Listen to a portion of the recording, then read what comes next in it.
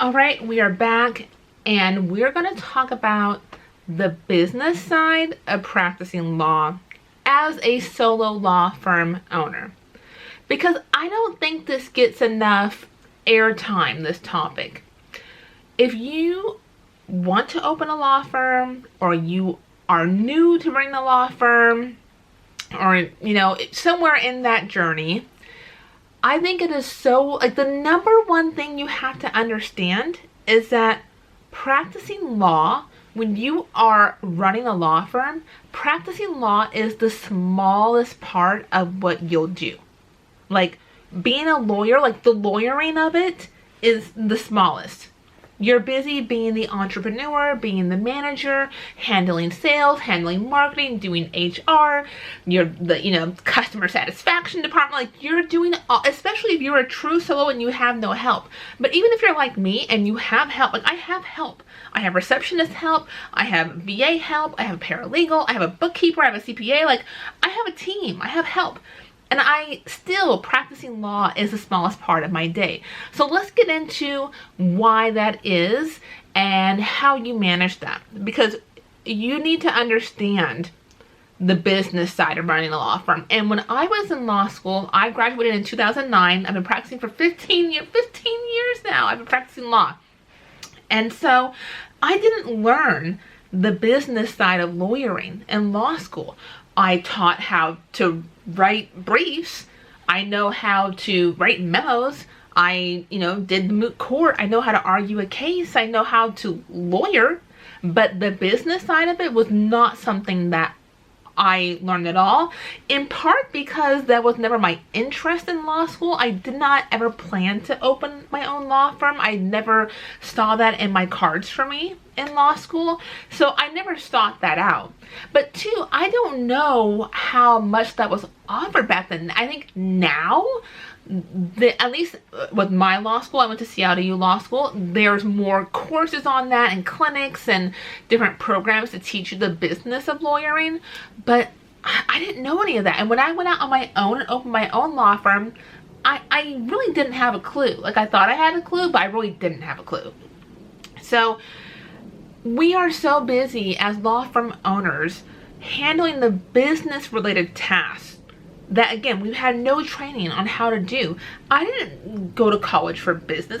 You know what my major was in college? It was history.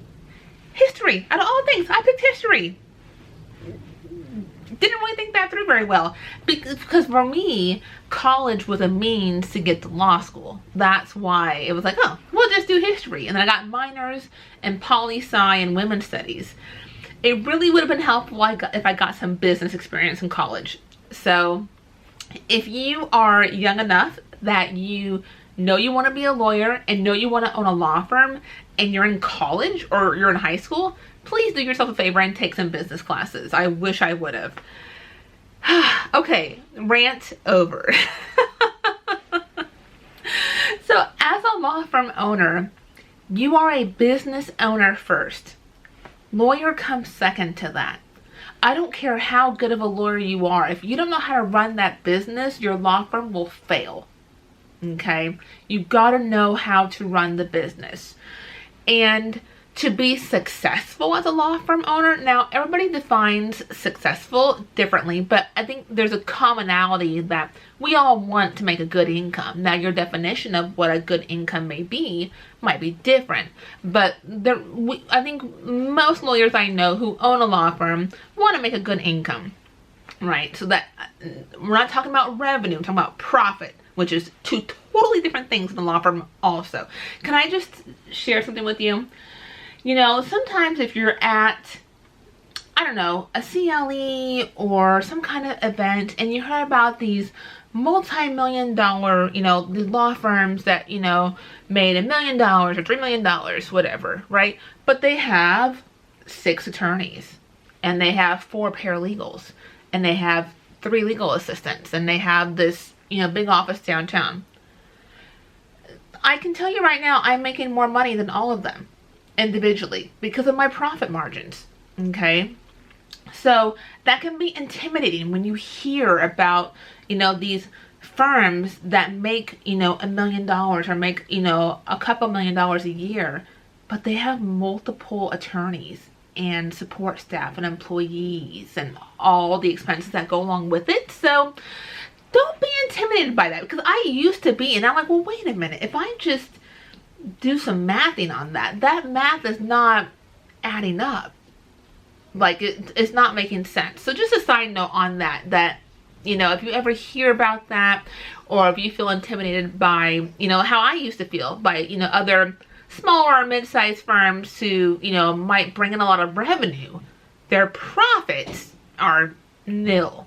This pretty bare. So keep that in mind. So, but back to how you define successful. There's a commonality that we all want to make a good income usually. But in order to do that, you have to have good financial management skills. You got to be good at marketing, because you got to bring clients in your door, right?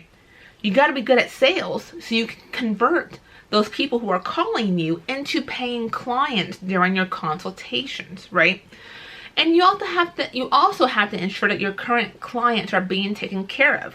Once they hire you, you can't ignore them, right? Like, you have to make sure that you're taking care of them and getting their cases from start to finish, whatever that process looks like for your practice area.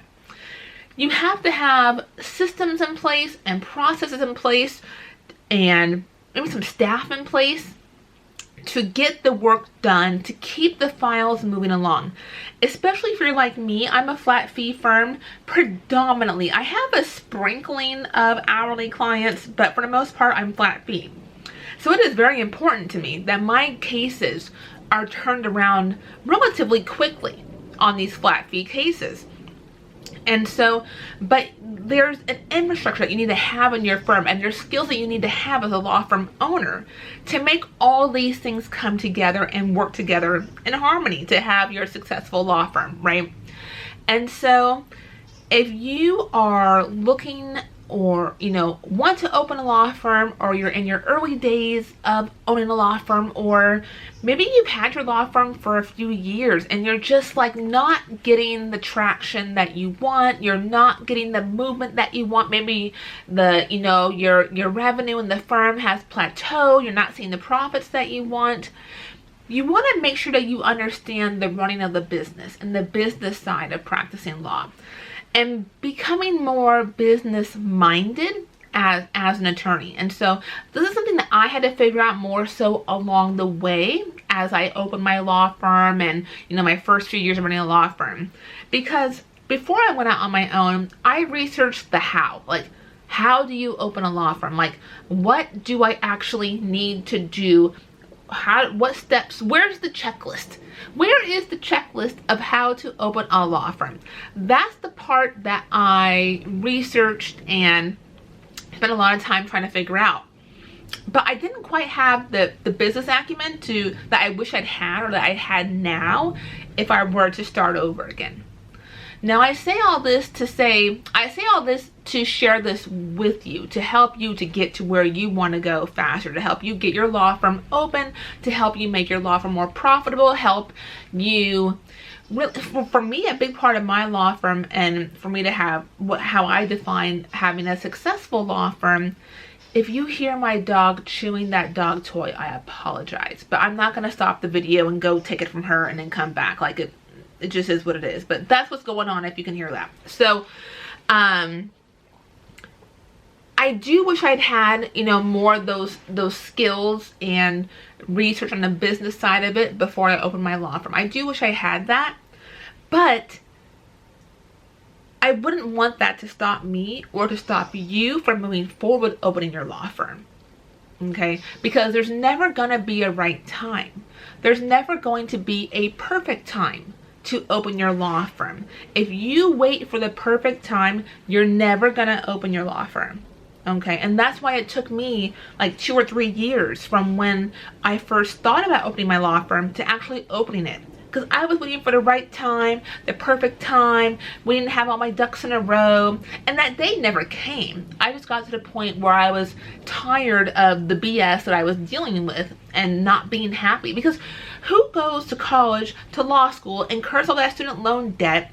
Who takes the bar exam and goes through all these hoops to become a lawyer to just be unhappy as a lawyer. Like, I felt like I was like, what was the, why did I do all this? I did all this, and you know, my thought was that once I become a lawyer, like, that's it. Like, that's all I gotta do. You know, I'll be good. I'll be happy.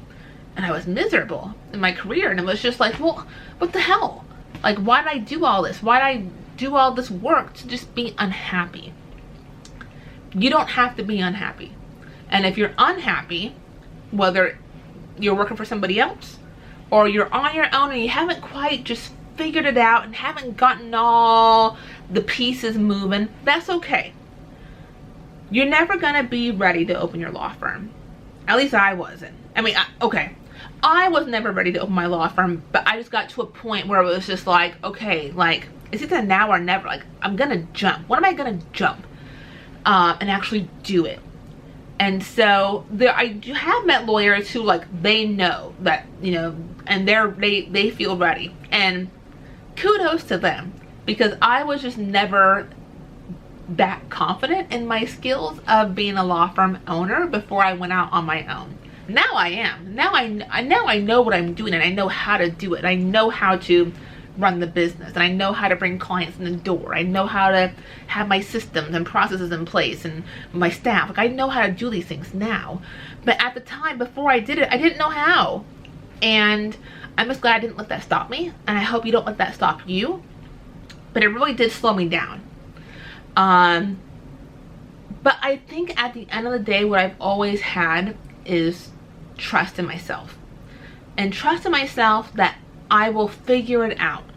I don't know the how. Maybe I don't know the when. Maybe I don't have all the answers, but I know what to do next.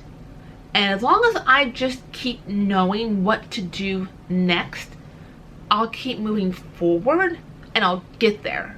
Wherever it is that I'm going, whether that's opening my law firm, you know, making that first 100K, hitting that 250K, hitting those numbers every, you know, year, increasing your goals and making, you know, more and more. Like, as long as you just keep putting one step, you know, one foot in front of the other and keep moving forward, you're going to get there. But for a lot of us, we get in our own way, we stand in our own way, we stop ourselves, we slow ourselves down, we doubt ourselves, we have fear, we have the imposter syndrome, we have all those things. And all these things I've had, and different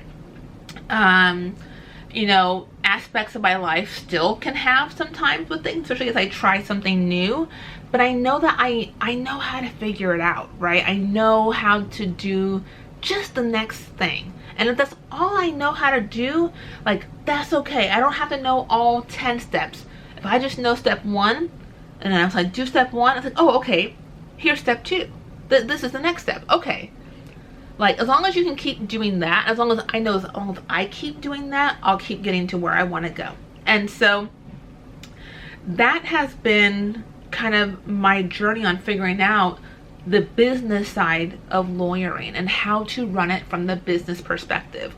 But it's taken me a lot longer to get there than what I wanted to take for you, right? And so if you are looking to go out on your own, like I said, maybe you're in your early, you know, months or a year or two out on your own, or maybe you just feel like you're really in a plateau, you're kind of in a funk and you're not going anywhere, and it's kind of like, it's kind of a shit show, and you need some help with the business side and really kind of developing that business mindset of it and figuring out the business side of, because you know how to lawyer, right? Like, that's kind of the easier part, right? Like, the business side of it is what can be, you know, more difficult and more challenging.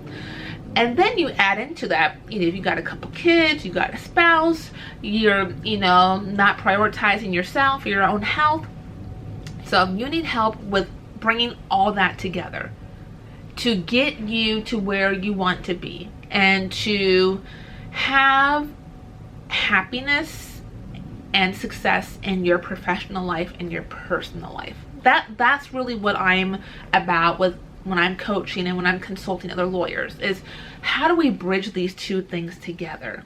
How do we bridge being a law firm owner and prioritizing yourself and your personal life and your family? How do we marry these two things together so you can have you know, the full satisfaction that you've been looking for and striving for. So that's what I do. So that sounds like what you could use help with.